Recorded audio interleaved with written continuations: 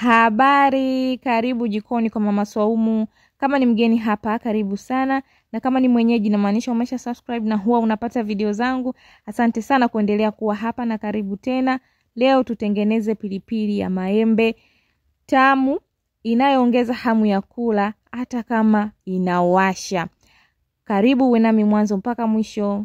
Kwa mahitaji hapo nina embe, nimetumia maembe mabichi, nyanya, pilipili, kitunguu saumu, tangawizi, kitunguu maji.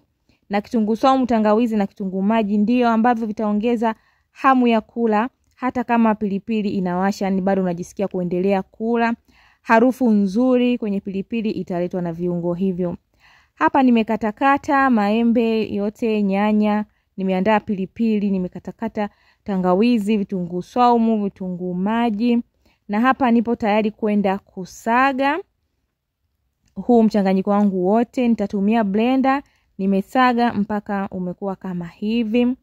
Baada hapa natoka nje na kuja kupikia pilipili nje, kwa sababu ukipikia ndani inasababisha kupaliwa na kukohoa. Hapo nimeweka mafuta, yalipopata moto nikatia mchanganyiko wa maembe niliosaga pamoja na pilipili. Na huo mchanganyiko ukishausaga, kwa vile unaposaga unatumia maji, basi unakuwa na maji mengi. Nitaenda kuchemsha mpaka maji yote yakauke. Hapa nimeweka chumvi. Pilipili usipoiweka chumvi inakuwa inawasha tu lakini haina ladha, lakini ukiweka chumvi inakuwa na ladha.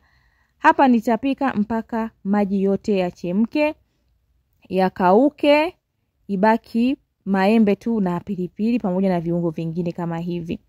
Nilitumia muda mpaka maji yote yakakauka, mpaka pilipili ikawa kama hivi. Hapa naacha ikaangike, yabaki mafuta tu ambayo tuliyaweka pale awali, na mafuta yatafanya pilipili yetu izidi kukaa muda mrefu bila kuharibika. Lakini pia unaweza ukaweka vinegar ili pilipili ikae muda mrefu, limao, ndimu. Ila mimi uchachu wa maembe ulikuwa unanitosha, na hii pilipili nilitumia na kuisha siku hiyo hiyo. Kwa hiyo sikuweka preservation yoyote kuifanya ikae muda mrefu.